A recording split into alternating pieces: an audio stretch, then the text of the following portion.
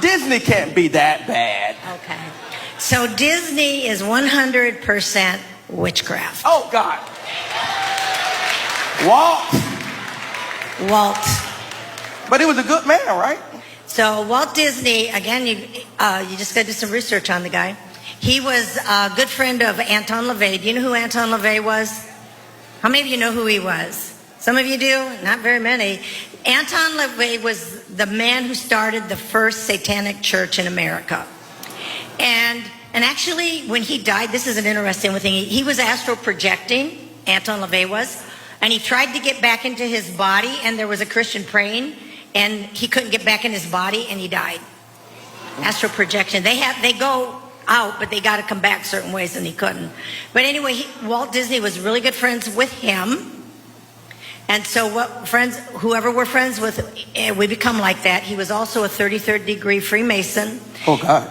Yeah. And his body, his body is frozen and kept because he believed he was going to come back to life.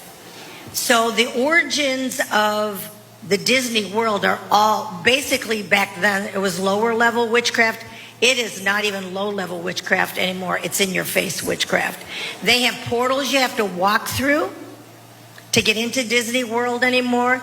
All of the movies, I've walked numerous children through deliverance, and they have manifested from various characters on the Disney movies.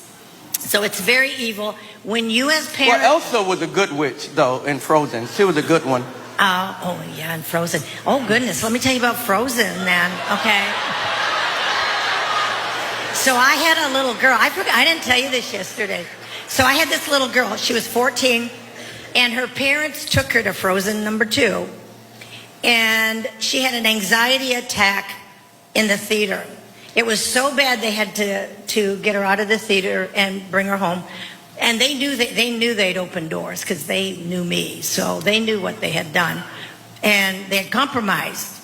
And because they compromised, they took their granddaughter to that, and she ended up with the demon of it. So they take her home. They're casting all the demons from, Frozen number 2. Olaf. Go ahead. Yeah, it's a bunch of them. Whatever she is. Well, yeah. And they couldn't get her free. So they brought her to me. And so I literally knew what had happened. I knew her soul was in captivity. Because when you dabble with any of that kind of stuff, in the Bible, it talks about soul hunters. Ezekiel chapter 13, verse 18 and 20 talks about women who sew magic charms and pillows together in order to trap human souls.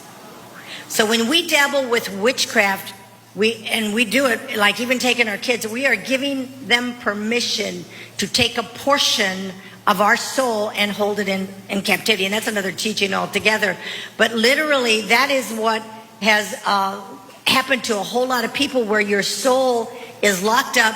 You've become dysfunctional. It's like you can't seem to get breakthrough because of that. But you gave it permission to snatch a portion of your soul, literally.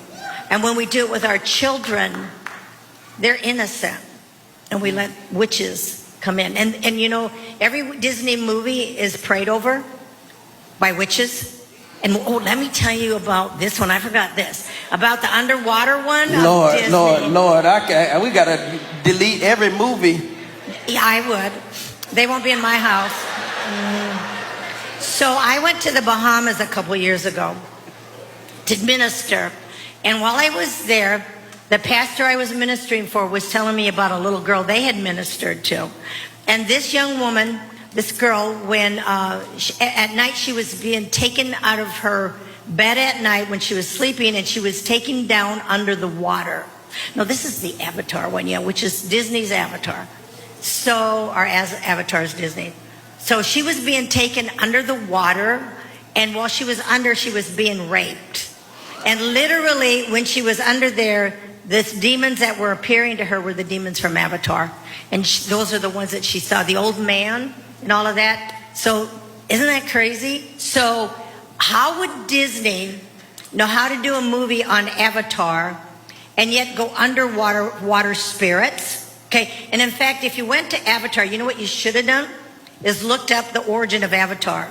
You want to know what the origin of Avatar is? It's a demonic spirit that cohabits with a human being, a woman, in order to produce its offspring. And so Avatar is supposed to be the offspring of an angel, or demonic spirit in a woman. You can look it up, it'll tell you that.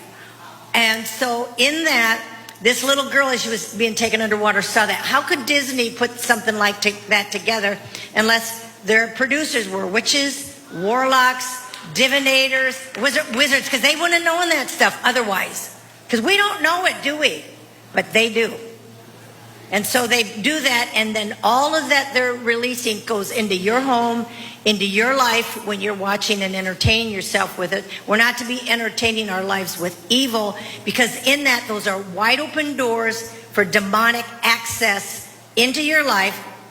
I do not believe a Christian can be possessed. Possession is ownership. We don't belong to the devil, but you can be accessed. And there are portions of your life, and the more you dabble, the more room you're giving the devil in your life.